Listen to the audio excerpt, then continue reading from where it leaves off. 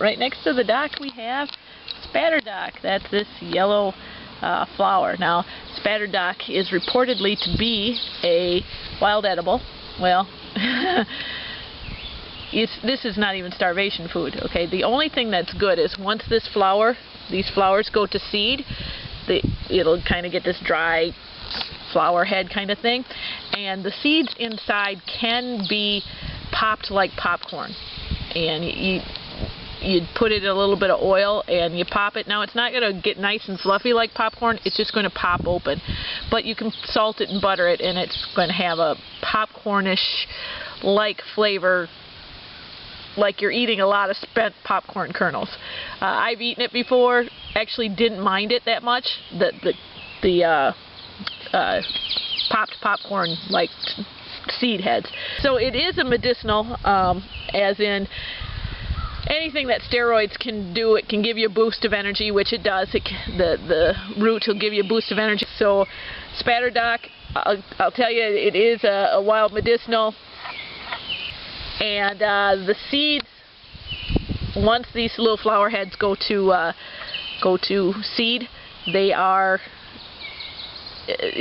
that's the only wild edible part of them that I can say in any certainty that's the only edible part. And the roots can be used to boost your energy and for sexual problems, especially male sexual problems. So, spatter dock. Okay. As long as we're here, we're going to talk about this, the little plant around the spatter dock here. Most people would call it pond scum. That's actually duckweed. And now this is dirty duckweed because it's got, I can see the snails in it, and little pieces of plants, and of course there's things falling off the trees in there. But the green plant itself, one second, let me see if I can get down there where you guys can see it a little better. Go right next to the dock. The green plant itself is duckweed, and duckweed is highly nutritious. Duckweed takes its nutrients not only from the water, but it can take it from the earth and from the air. So it's literally sucking nutrients from everything, which is something you and I can't do, and making it readily available in plant flesh. So it's very highly nutritious, and not only is it highly nutritious, but it's very easy to digest. So it's a great food to get into people who need to have food and may not be able to eat readily or digest readily. So perhaps the elderly or young children, you make up an applesauce and then you put some duckweed into it, and the flavor will be the applesauce, the sweetness will be of the apples, but the duckweed will add nutrients to the applesauce for the babies. So they may not be able to digest readily, but they can digest, the duckweed is easily digestible. People who have been sick for a long time, people who are just getting done with dysentery or with heavy chronic diarrhea, and their body has literally, the food has gone in one side and out the other, and their body has not gotten any nutritional value out of it.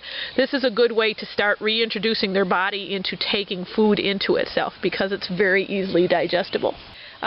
Duckweed, one of the better wild edibles, probably one of the not as well known wild edibles, because it's awfully hard for one of us to take our students out into the woods and we're like, oh, look at this pretty flower, you can eat it. Oh, look at this beautiful tree, you can eat it. Oh, look at this slime floating out of the water, you can eat it.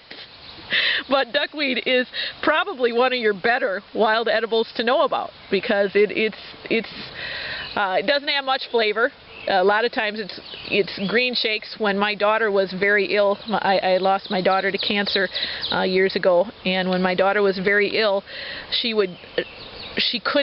didn't want to eat. Cancer often makes you not want to eat, and she didn't want to eat, so we would make, we would put duckweed into a blender and mix it up with a little bit of marijuana.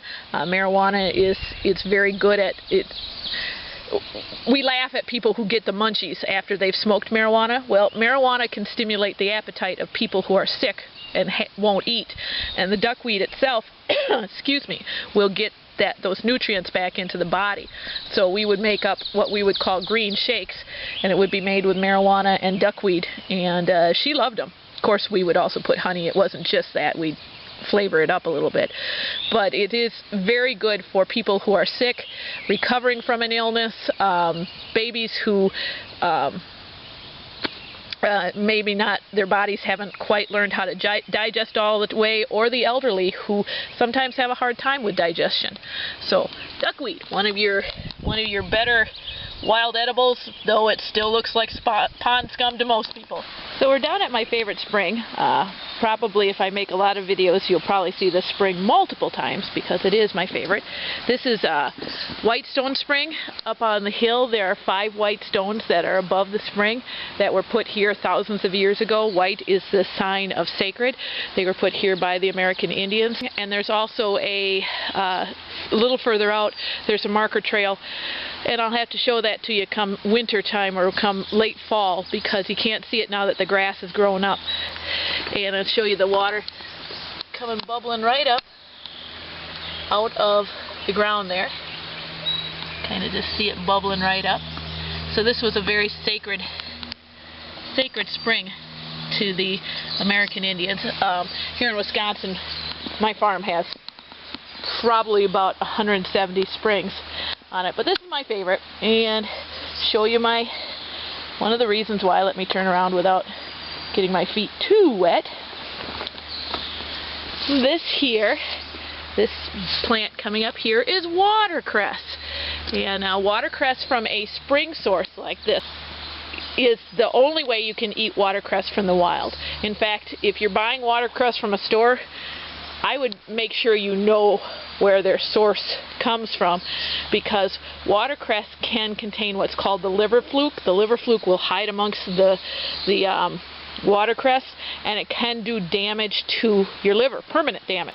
But if you gather it from a spring, which this is, it's perfectly safe.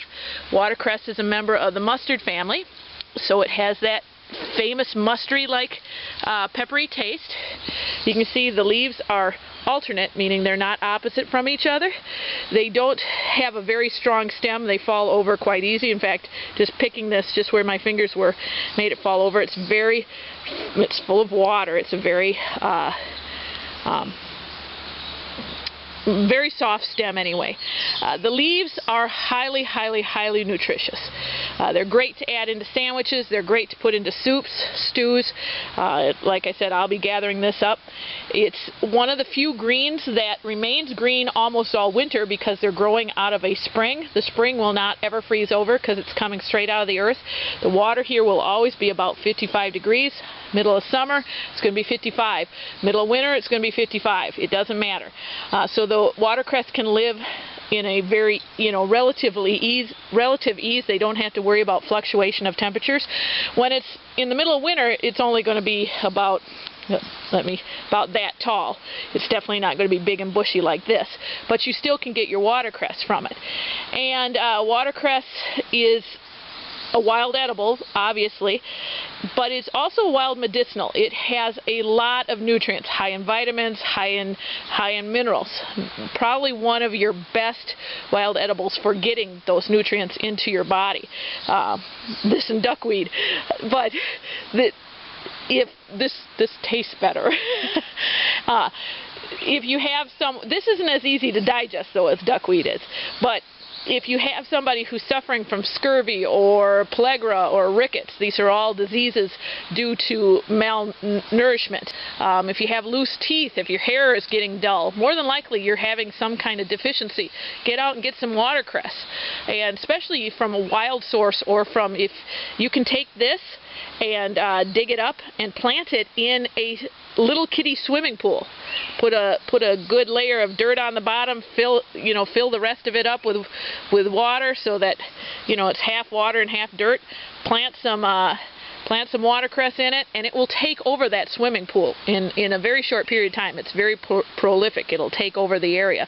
So you can plant it there, and then you've got a good source of vitamins and minerals. So any diseases that come from vitamins and mineral deficiency, this will help cure it. And it also makes a darn good addition to salad, to soups. I make watercress soup all the time. One of my favorite things to do is go catch some fish and stuff the cavity with watercress. After you clean them out, stuff the cavity with watercress. It makes a nice wild meal. Gives a lot of flavor to the fish. Anyway, so watercress, wild edibles, coming from a free-flowing spring like this. This is watercress, excellent wild edible.